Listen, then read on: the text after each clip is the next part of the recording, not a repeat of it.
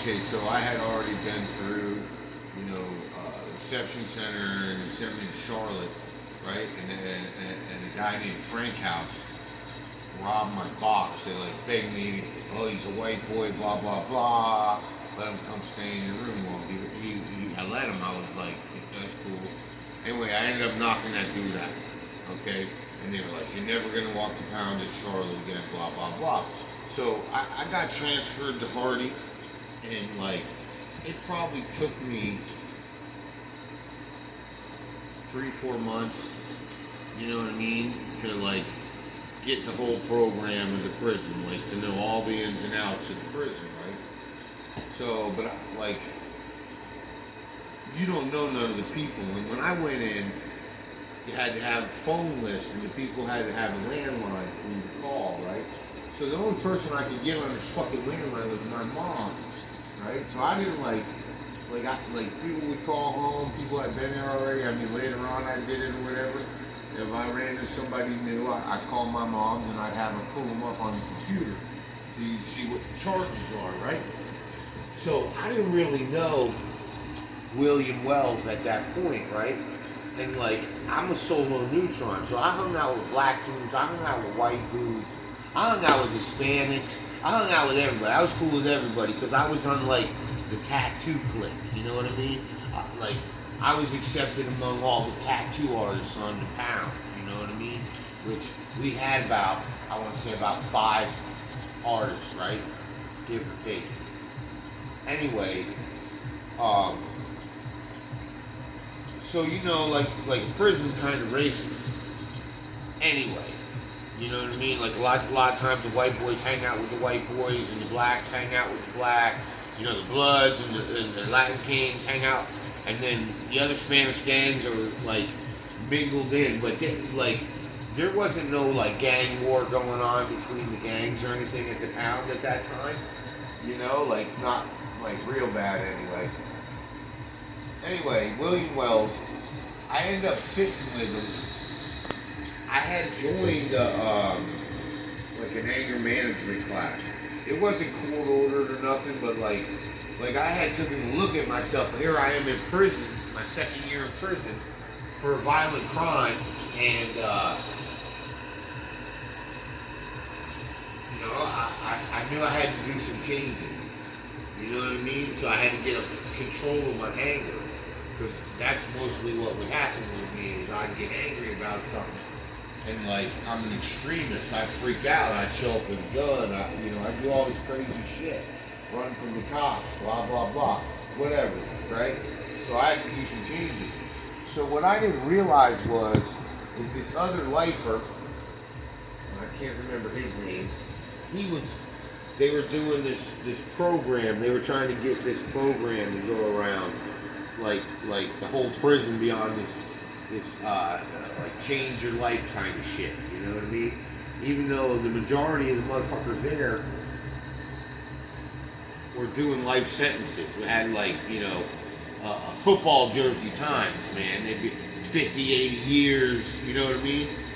Anyway, the point behind the story is the counselor knew who Billy was. I didn't even really know who Billy was. So when I went to the counseling class that day, the guy, the killer, he's another killer, teaching the class. You know what I mean? They're all lifers doing the class, and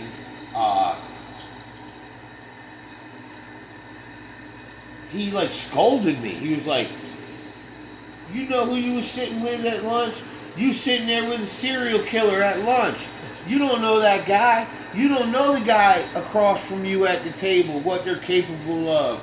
You know what I mean? Like, and have you seen Billy?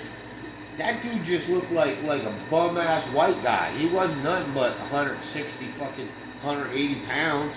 And like I said, he got eight confirmed kills. He killed his girl. He killed his father-in-law, his brother-in-law. Somebody brought him dope. He killed. He had a 7-day standoff with the cops, and like the dude was like, "Look, man, I got nothing out there. I got nothing in here." I'm like a hitman. That's what he told me. I looked right at him like later on because I got to know him a little bit more on the pound. But I'd keep my eye on that motherfucker. You know what I mean? I wouldn't take my eye off of him and shit. But the point is as I got to know him more, he was just like, you know, I'll kill anybody. I want every time I go to court to, you know, for one of these murders, they give me life. They just keep giving me a life sentence and give me another life sentence and give me another life sentence. He finally got his death sentence. He's there now.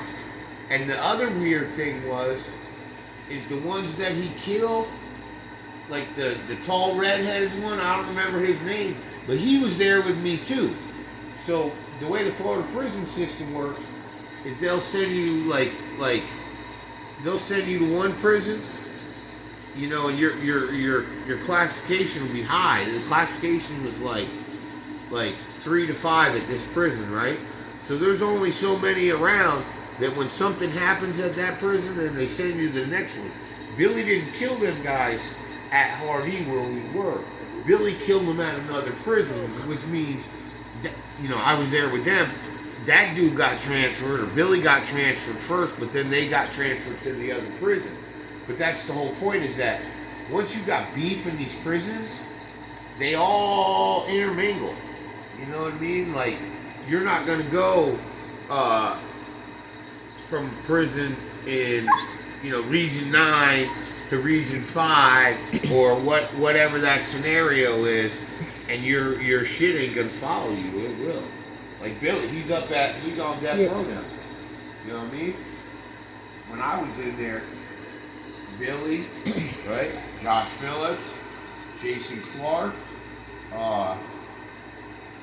Lionel Tate was there.